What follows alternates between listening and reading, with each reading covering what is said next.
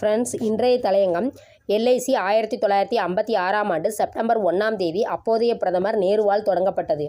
அமெரிக்காவில் 1877ஆம் ஆண்டு தொடங்கப்பட்ட மிகவும் பழமையான வாஷிங்டன் போஸ்ட் பத்திரிகை கடந்த மாதம் இந்தியாவில் பொதுத்துறை நிறுவனமான எல்ஐசி நிறுவனத்தின் நிதி முதலீடு குறித்து வெளியிட்ட செய்தி நாடு முழுவதும் பரபரப்பை ஏற்படுத்தியது.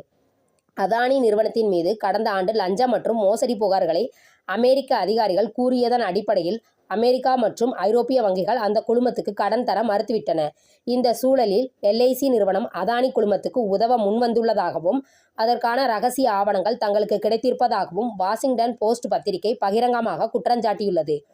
எல்ஐசி 1956ஆம் ஆண்டு செப்டம்பர் 1ஆம் தேதி அப்போதைய பிரதமர் நேருவால் தொடங்கப்பட்டது.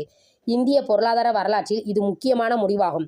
இந்த நிறுவனத்தில் பணம் முதலீடு செய்தால் வாழும் போதும் வாழ்க்கைக்கு பிறகும் பலன் கிடைக்கும் என்ற பிரச்சாரத்தை முன்வைத்ததால் ஏராளமான மக்கள் எல்ஐசி நிறுவனத்தின் மீது நம்பிக்கை வைத்து தங்கள் சேமிப்புகளை அதில் முதலீடு செய்தனர். இதனால் எல்ஐசி நிறுவனம் இன்று ஆள் போல் தழைத்து அருகு போல் வேரூன்றி வளர்ந்துள்ளது. இப்போது இந்த நிறுவனத்தின் சொத்துக்கள் கடந்த ஜூன் மாதம் 30ஆம் தேதி கணக்குப்படி ரூபாய் 57,05,342 கோடியாகும். இந்த நிறுவனத்தில் இருக்கும் பாலிசிதாரர்களின் எண்ணிக்கை 35.33 கோடியாகும். வாஷிங்டன் போஸ்ட் பத்திரிகையில் வெளியிடப்பட்ட செய்தியில் அதானி நிறுவனத்துக்கு எல்ஐசியில் உள்ள மக்களின் சேமிப்பு பணத்தில் இருந்து ரூபாய் 33,000 கோடி அதானி நிறுவன பங்கு பத்திரங்களில் முதலீடு செய்வதற்காக மத்திய அரசாங்க அதிகாரிகள், எல்ஐசி மற்றும் நிதி ஆயோக் அதிகாரிகள் திட்டம் தீட்டி அதற்காக ஒரு வரைவு அறிக்கை தயார் செய்தது மட்டுமல்லாமல் அதற்கு நிதி அமைச்சகம் ஒப்புதல் வழங்கியிருப்பதாகவும் கூறியிருந்தது. இந்த செய்தியை குறிப்பிட்டு எதிர்க்கட்சிகள் மத்திய அரசாங்கத்தின் மீது குற்றம் சாட்டுகின்றன.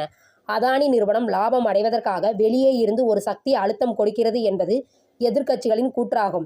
ஆனால் இது முற்றிலும் ஆதாரமற்ற பொய்யான குற்றச்சாட்டு. எங்களது முதலீட்டு முடிவுகள் சுயமாகவும் கொள்கைகளின்படி நிர்வாக குழு ஒப்புதலின் அடிப்படையிலும் தான் எடுக்கப்படும். இதில் நிதித்துறைக்கோ வேறு எந்த அமைப்புக்கோ பங்கு கிடையாது என்று எல்ஐசி திட்டவட்டமாக மறுத்துள்ளது. எல்ஐசி தன்னிடம் உள்ள நிதியை பல நிறுவனங்களில் முதலீடு செய்து அதில் கிடைக்கும் லாபத்தை பாலிசிதாரர்களுக்கு போனஸாக வழங்குகிறது.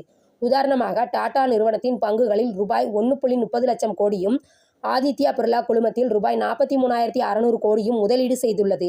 அதானி நிறுவனத்தின் மொத்த பங்குகளில் இன்றைய மதிப்புப்படி ரூபாய் 60,000 கோடியிலான பங்குகளை எல்ஐசி வைத்திருக்கிறது. இந்த பணம் பாதுகாப்பாக இருந்தால் தவறில்லை. ஆனால் அதானி நிறுவனத்துக்கு பாதிப்பு ஏற்பட்டால் எல்ஐசி அதன் கைவசம் வைத்திருக்கும் அதானி பங்குகளின் விலை சரியும். அந்த நேரத்தில் எல்ஐசியில் பாலிசி எடுத்து இருக்கும் மக்களுக்கு நஷ்டம் ஏற்படும். மக்களின் பணத்துக்கு எல்ஐசி தான் பொறுப்பு. ஆக எல்ஐசி தன் முதலீடுகளை மிக கவனத்தோடு கையாள வேண்டும். நன்றி.